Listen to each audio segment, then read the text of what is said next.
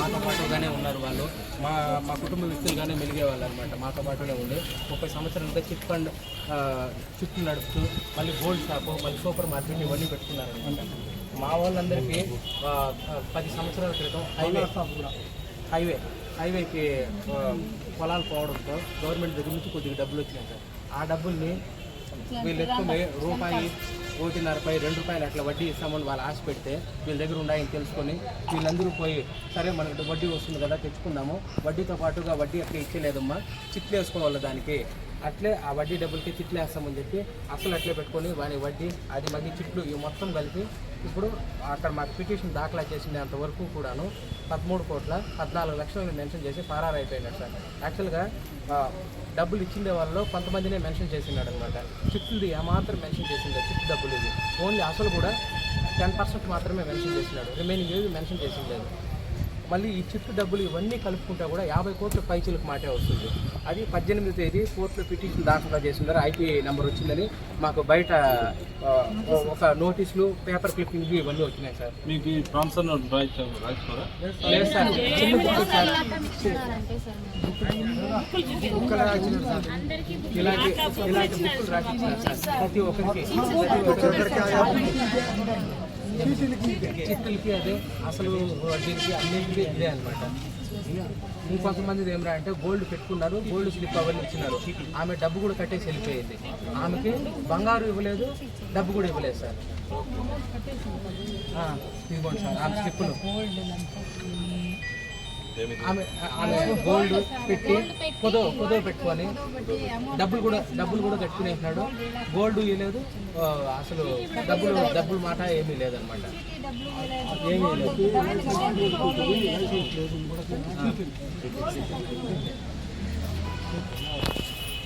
ఇంకా అప్పటి నుంచి ఇంకా మా వాళ్ళందరూ ఇంకా దీనిపైన అందరూ సమిష్టిగా కృషి చేయాలని చెప్పి ఒక్కొక్కరిని వాళ్ళకి తెలిసిన దారిలో అందరూ దారిలో ప్రయత్నిస్తున్నారు సార్.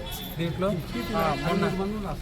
మొన్న వచ్చి మా ఎమ్మెల్యే గారిని కలవడం జరిగింది. సార్ వచ్చి డిఎస్పీ గారిని మళ్ళీ మిమ్మల్ని కలవమన్నారనమాట. ఈరోజు డిఎస్పీ సార్కి ఒక అప్లికేషన్ సార్తో మాట్లాడినాము, ఇంకా ఇప్పుడు మీతో మాట్లాడినాము. మా వాళ్ళు అందరూ కూడాను ఏదో అక్కడ ₹1 వస్తుందని ఆశపడి అక్కడ పెట్టి మళ్ళీ వీళ్ళందరూ చిట్లు వేసుకొని మళ్ళీ వీళ్ళందరూ డైలీ వేజ్ అన్నారు సార్. కూలీ పనికి పోయేవాళ్ళు, వేసవి పండ్లు, కూరాకులు అవన్నీ అమ్ముకునేవాళ్ళు సార్. వీళ్ళు రోజువారీ కూలీ చేసే తప్ప వాళ్ళ గడవదు. అలాంటి కుటుంబాలే సార్ ఇవన్నీ కూడాను.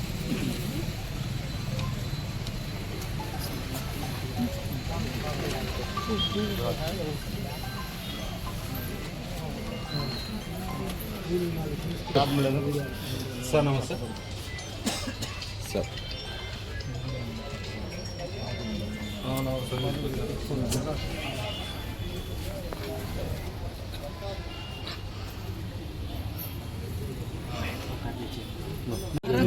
నెఫ్ట్ చేసినారు, కొద్దిమంది వచ్చి వాళ్ళు క్యాష్ రూపాయలు కట్టినారు. బుక్కులు అయితే ఇచ్చారు అందరికీ, బుక్స్ అయితే కామన్గా ఉన్నాయి. ఫోన్పే పేమెంట్ కొద్దిమంది ఉన్నారు, కొద్దిమంది ఎడ్యుకేటెడ్ పర్సన్స్ ఫోన్పే చేసినారు. కొద్ది కూరకు కూలీలు అనుకునే వాళ్ళు, కొద్దిమంది క్యాష్ రూపంలో రోజు 200-300 కూడా కట్టేవాళ్ళు చీటీ కోసం. మొత్తం డబ్బులంతా ఇప్పుడు దీంట్లో మీరు 67 నేమ్స్ మెన్షన్ చేశారు మీరు విక్టిమ్స్ కింద. వీళ్ళవి అట్లీస్ట్ మీరు ఫోన్ నెంబర్ కూడా ఇస్తే మాకు ఇస్తాం సార్. ఇప్పుడు ఏదన్నా మేము ఇప్పుడు వాళ్ళతో డీటెయిల్స్ తీసుకోవాలి కదా, తీసుకొని అన్నీ అయిన తర్వాత దీనిపైన లీగల్గా మేము కేసు అయితే కట్టి యాక్షన్ తీసుకుంటాం. ఇచ్చిన దీంట్లో ఫోన్ నెంబర్ యాడ్ చేసి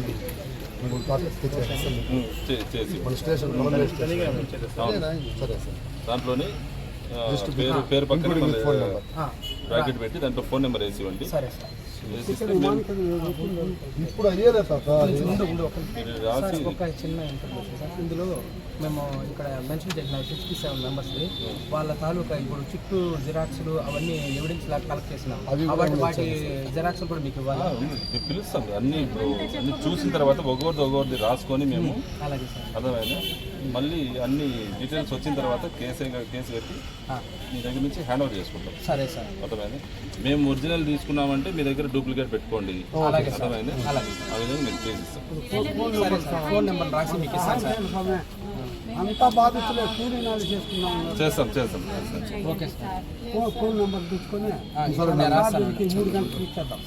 అందరూ ఇంతమంది కాకుండా మీ దాంట్లోనే మీకు నమ్మకంగా 4-5 మందిని పెట్టుకొని ఏదైనా ఉంటే వాళ్ళు వచ్చి కమ్యూనికేట్ చేసే విధంగా మేము కూడా చెప్పాలంటే అందరికి చెప్పలేం కదా. అలాగే ఒకటి ఏదైనా మీరు గ్రూప్లా క్రియేట్ చేసుకోండి, వాట్సాప్ గ్రూపు. దాంట్లో ఎవరన్నా మాట్లాడేది ఏదన్నా మీకు డౌట్ ఉంటే మా దగ్గర మాట్లాడడానికి 4-5 మంది వస్తే సరిపోతుంది. ఇంతమంది ఆడికి తిరగాలన్నా ప్రతిసారి తిరుగుకుంటా వేస్ట్. మీకు ఏదన్నా ఉండేది అప్డేట్ దాంట్లో పెడతారు వాళ్ళు. అలాగే సరేనా? అందరూ ఇట్లా ఇంతమంది అవసరం లేదు, చోటికి తిరగని అవసరం లేదు.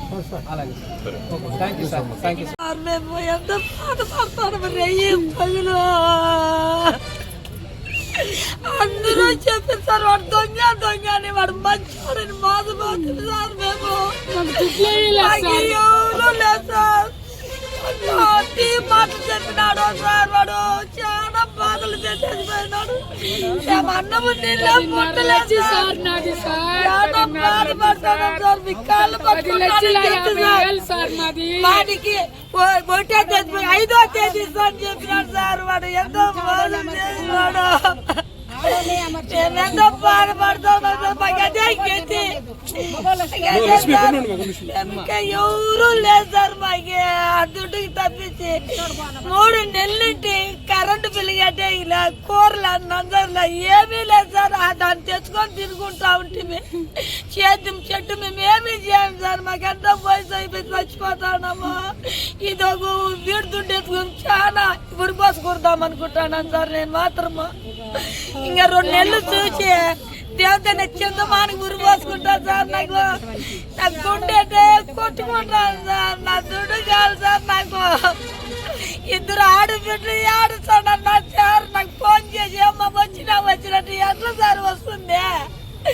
హాస్పిటల్కి చెప్పలేకుండా చచ్చిపోతాను. మొగుడు వాడికి ఎత్తుకొని ఇస్తూ కానీ మొగుడు పోరు. ఆయన వద్దే అమ్మున్న కాగితాలకి ఆ బుక్కి ఏమొస్తుంది అని చెప్పినాడు. నేనే ఎండలేదు సార్. దేవుని సాధ్యంగా చాలా మోసపోయినాను సార్. నాకేమి కరం ఉన్నా నేను రెయ్యి పొగులు ఏడుస్తానే ఉన్నా సార్. దేవుని సాధ్యంగా ఆ 7 కొండల వాడి సాధ్యంగా వాడు పోడుస్తాడో ఉంటాడో తెలదు. ఆ దేవునికి ఏం ఒప్పిస్తాను. నేను మాత్రం అన్నమే తిన్నా సార్. నువ్వేమన్నానుగా ఒకే కన్నీరు కారే పని. మా అమ్మ ఇచ్చింది సార్ 5 లక్షలు ఆడబిడ్డలకి. మళ్ళీ మా భూమి వేరే వాడు కొట్టేసినాడు. వాడు 15 లక్షలు ఇచ్చినాడు సార్. అంతా ఎత్తుకో 1 నోట్లు వేసినాడు సార్. భూమి పాస్బుక్లు వాడు కొట్టేసినాడు సార్. మా భూమి అమ్ముకునేకి గెత్తి లేకుండా చేసేసినాడు సార్. సార్ చాలా బాధ సార్. నేను ఊరి పోసుకునే గ్యారెంటీ సార్. నాకు న్యాయం చేసి నా దుడ్లు వచ్చాడు చేయండి సార్. చాలా బాధల్లో ఉంటాం మేము. నాకు ఎవరు లేదు.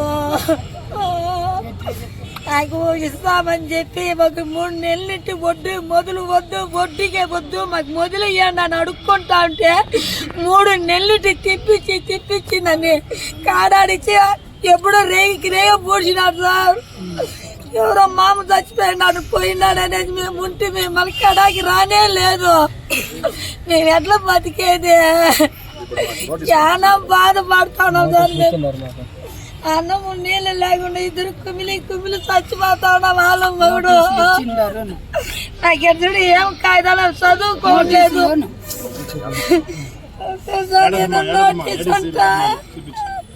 ఈ నోటీసులు ఇచ్చిన్నాడు. మేము అడుగుకూడదని ఇచ్చిన్నాడంతా. మాకు ఎట్లా న్యాయం చేయండి సార్. మాకు చాలా బాధపడతాం.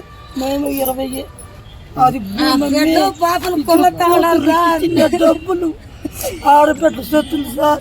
20 లక్షలు వడ్డీ మొదలు ఏమి వద్దన్నా మా డబ్బులు మా ఇచ్చే స్వామి. నీ కార్లు పట్టుకుంటానట్టు పోలేదు. కార్లు కాదు నిస్తాను మా నీ ఆడబెట్టలు మా బెట్టలు కాదు అని ఇక్కడ నెత్తిన గుండు పెట్టేసిపోయి స్వామి.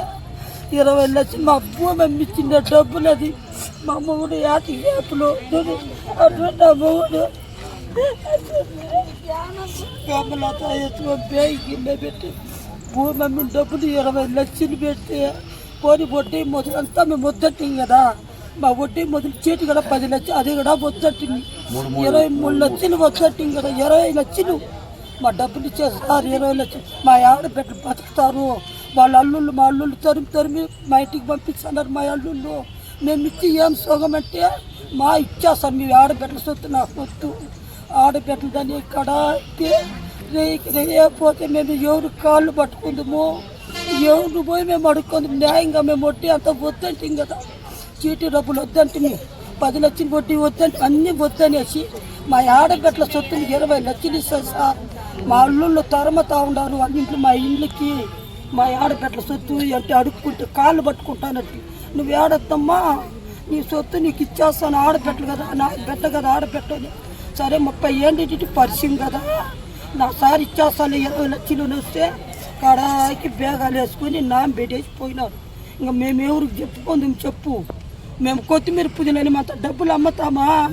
మేము అమ్ముకునే రూపాయికి అంత మోసం చేయించిన ప్రజలకి ఎంతమంది ఊరా ఇద్దరు పోనేకి పోనీ 5,000 10,000 పోండి ఒక సంవత్సరం ఒక 5 నెలలు అమ్మిచ్చేద్దామని.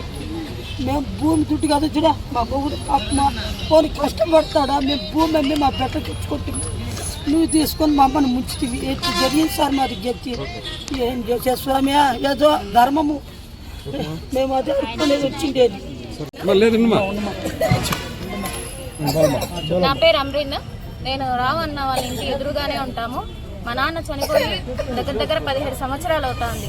2014 నుంచి మేము వాళ్ళ దగ్గర చిన్న చిన్న జాబ్స్, టీచర్ జాబ్స్ చేస్తూ ఉన్నాము. ఆ చిన్న జాబ్స్ చేసుకొని వాళ్ళ దగ్గర 3 లక్షల చీటీలు 3 వేసినాం. 3 లక్షల చీటీలు 3 వేసి వాళ్ళ దగ్గర అట్లనే సేవింగ్స్ చేసుకుంటూ వస్తూ ఉన్నాం. పెళ్ళిళ్ళకి అనేసి, చదువులకు అనేసి, ఇల్లు కట్టుకుందామనేసి. చంద్రకళ ఆంటీ మాకొచ్చి మీ కష్టం మాకు తెలుసమ్మా, మీ కష్టాన్ని మేము తినము, మీ అమౌంట్ మీకు ఇచ్చేస్తాము. ఈ నెల అంటే ఫిబ్రవరి 15వ తేదీన మాకు బల్క్ అమౌంట్ వస్తుంది, ఆ అమౌంట్ రాగానే మీకు ఇచ్చేస్తాము, ఆడబిడ్డల సొత్తు మేము తినము అని చెప్పి కన్నీళ్ళు పెట్టుకుని మేము నమ్మినాము. ఇన్ని సంవత్సరాల నుంచి మేము ఉన్నాం కదా, మమ్మల్ని వీళ్ళు మోసం చేయరు, మా గురించి వీళ్ళకి బాగా తెలుసు అనేసి మేము నమ్మి, వేరే వాళ్ళు చెప్తా అంటే కూడా మేము ఆ మాటలు కూడా నమ్మలేదు. మేము నమ్మకుండా వాళ్ళ మీద అంత హోప్ పెట్టుకుంటే వాళ్ళు మమ్మల్ని మోసం చేస్తున్నారు. మాకు 10 లక్షల రూపాయలు రావాల్సి ఉంది వాళ్ళ దగ్గర నుంచి. ఎలాగైనా మాకు హెల్ప్ చేయాలనేసి గవర్నమెంట్ తరఫు నుంచి వేడుకుంటున్నాం. సార్ మరి గంగవరం అది 15 సీట్లు ఉండగానే నేను సీట్ ఎచ్చకపోయినా సార్. మా పిల్లవాడికి గుళ్ళు బాగాలేదు, సీఎం చేయకపోతే వాళ్ళు 4 లక్షలు కట్టమన్నారు సార్. నా కాదు డబ్బులు లేదు, సీట్ ఎచ్చకపోతే నువ్వు లాస్ట్లో ఎత్తుకుని లాస్ట్కి చేసి ఇప్పుడు 6వ నెల అయిపోయింది సార్ సీటు, ఆ డబ్బు ఇవ్వలేదు. మళ్ళీ డబ్బు అడిగితే ఇంకొక సీట్ వేస్తే ఇస్తాలే అంటే ఇచ్చలేదు ఉన్నాడు సార్. మళ్ళీ ఇంకొక సీటు కట్టినాను, 15 సీట్లు కట్టినాను సార్. దానికి ఆ డబ్బు ఇవ్వలేదు, ఈ డబ్బు ఇవ్వలేదు. ఇస్తా వెంకటేశ్వర సత్యం చేసి సార్, బిడ్డల సాక్షిగా ఇస్తామని సత్యం చేసా. లాస్ట్కి రాత్రే వెళ్ళిపోయినాడు సార్. మాకైతే ఎవరు సార్ మమ్మల్ని కాపాడే వాళ్ళు? ఇంకా మా ఊర్లో చాలా మందికి ఇవ్వాలి సార్, గంగవరంలో చాలా మందికి ఏమార్ చేసి వెళ్ళిపోయినాడు సార్. రమేష్ సైలెంట్గా ఉన్నా. రమేష్, ఈ నెల 18వ తేదీ మా అందరికీ రావు పి వెంకట్రావు చిట్టు బాధితులు మేమంతా 18వ తేదీ ఐపీ పెట్టినాడని చెప్పి పేపర్ క్లిప్పింగ్ వచ్చింది. ఆ మరుసటి రోజు నుంచి ఆయన పైన మేము గాలింపు చర్యలు దానికోసం డిఎస్పీ గారిని, సిఐ గారిని, దాని తర్వాత ఎమ్మెల్యే గారిని కలిసి మా గోడు విన్నవించుకునేదానికి వచ్చినాము. ఈరోజు సిఐ గారిని కలిసి అప్లికేషన్ అవన్నీ ఇచ్చిపోయేదానికి వచ్చినాము. మా వాళ్ళందరూ ఇంకా వాళ్ళ బాధలు సిఐ గారికి చెప్పుకుంటానికి వచ్చినాము. సార్ సంసల్ వీధిలో ఉంది, బావి వీధిలో ఉండే వెంకట్రావుకు నా కొడుకు పెళ్లి కాక చేసి పెట్టిన డబ్బులు సార్. మళ్ళీ నాకు మనవునికి ముందే ఎవరికనేసి పోయి అడిగితా 15వ తేదీకి ఇస్తానమన్నారు. 15వ తేదీ పోతే ఆసుపత్రిలో ఉంటానని చెప్తారు. మళ్ళీ పోతే 18వ తేదీ మనిషి లేదు సార్. నీకు ఎంతో నాకు సహాయం చేసినారు, మిమ్మల్ని నేను వదలను, నేను ఇస్తాను అనేసి హామీ ఇచ్చినారు సార్. ఇద్దరు మొగుడు పిల్లము అంతే సార్. మళ్ళీ ఉరువు లేకుండా ఖాళీ చేసుకొని కూర్చున్నారు సార్. కొంచెం పైకి ఎత్తునా. యాక్చువల్గా మన దగ్గర చాలా మంది చీటీలు వేస్తుంటారు. అది ప్రతిసారి కూడా మా నోటీస్కి వచ్చింది ఏంటంటే అతను 20 ఇయర్స్గా 30 ఇయర్స్గా చీటీలు వేస్తున్నారు, ఎప్పుడు లేదు సార్, ఉన్నటువంటి ఇట్లా అయిందని చెప్పేది మన నోటీస్కి వచ్చింది. అది ప్రతి చోట జరుగుతున్నది. అదే అతనికి ఏదైనా ఇవ్వాల్సిన లేకపోతే అతను కూడా ప్రెజర్ ఫీల్ అయ్యి మొత్తం ఒకటేసారి అతను ఈ విధంగా ఐపీఎల్ ఫైల్ చేస్తున్నారు అనేది మా దృష్టికి వచ్చింది. కాబట్టి పబ్లిక్కి మా రిక్వెస్ట్ ఏమంటే ఇట్లాంటి అన్రిజిస్టర్డ్ చీటీల దాంట్లో ఇన్వాల్వ్ కావద్దండి, వాళ్ళకి అమౌంట్ పే చేసి మీరు నష్టపోవద్దని చెప్పి పోలీసు వాళ్ళ యొక్క విజ్ఞప్తి. ఒక 10 నిమిషాలు వచ్చేస్తాను. వెంకట్రావు అనే అతను మన కోర్టులో ఐపీ ఫైల్ చేసినాడు 13 crores దానికి. దాంట్లో భాగంగా విక్టిమ్స్ మన దగ్గరికి ఒక 67 మెంబర్స్ ఉన్నారని చెప్పి ఒకటి రిప్రజెంటేషన్ వచ్చి తీసుకొచ్చారు ఈరోజు. అతను చీటీ వ్యాపారము, నెక్స్ట్ గోల్డ్ మార్టిగేజ్ చేసుకోవడం, ఈ విధంగా చేసి వాళ్ళకు మోసం చేశాడని చెప్పి అది వాళ్ళ యొక్క కంప్లైంట్. దీనిపైన ఆఫీసర్స్తో చర్చించి వాళ్ళు చెప్పిన మేరకు అతని పైన కేసు రిజిస్టర్ చేసి లీగల్ యాక్షన్ తీసుకుంటామని చెప్పి తెలియజేస్తాం. అయిపోయింది సార్. నేను కాశమ్మ సార్. మా కొడుకులు భూమి అమ్మింది నాకు ఇచ్చారు సార్. దాన్ని ఎత్తుపోయి వెంకటరామరావు సార్ ఇస్తుంది సార్. దాన్ని ఎత్తుని వెళ్ళిపోయిండాడు సార్. సీట్ వేసింది సార్. ఒక దుడ్లు కూడా వేయలేదు సార్. మాకే ఏమి అట్లా పూడ్చి సార్. నేను ఎట్లా సార్ బతికేది? నేను ఎట్లా సార్? మీరు చెప్పండి, న్యాయం చేయండి సార్. మీరే దిక్కు సార్ మాకు సార్. నా పేరు పార్వతి సార్. అదే ఇచ్చినాము, మాకు ఇవ్వకుండా మోసం చేసినారు సార్. ఎంత ఇచ్చామ్మా నువ్వు? 20 లక్షలు. ఎవరికి ఇచ్చినావు? ఆ సార్కే. Sir Venkatrao sir. ఏడుంటాడు ఆయన? ఆడ ఐదులే సార్. నీ పేరు పేరుమా? పార్వతి సార్. ఉన్నా ఖచ్చితంగా దయచేసి ఆమె చెప్పిన వాదన వినే. ఓకే, మీరు చెప్పిన ప్రకారం చీటీలు కూడా చేసినాడు, అతనికి లైసెన్స్ కూడా లేదు. దాని ప్రకారమే ఆఫీసర్స్తో మాట్లాడి మేము యాక్షన్ తీసుకుంటాం. ఈ ఐపీ ఫైల్ చేసినది అది కోర్టు ఇష్యూ కాబట్టి దాంట్లో మేము ఇంటర్ఫియర్ అయితే ఏమి ఉండదు. ఈ చీటీలు దానిపైన కేసు పెట్టి ఇన్వెస్టిగేషన్ చేస్తాం. అంటే మీకు ఇక్కడ 2 రకాల చీట్లు రన్ అవుతున్నాయి సార్. వాళ్ళ వైఫ్ సపరేట్గా, మహిళలంతా కూడా గ్యాదర్ అయ్యి వాళ్ళ చీట్లు వేరే, వీళ్ళు సపరేట్ కొన్ని చీట్లు సపరేట్ వారం చీట్లు. ఇట్లా ఫ్యామిలీ మొత్తం ఇన్వాల్వ్ మీ దగ్గర అయితే ఫోన్ పెట్టి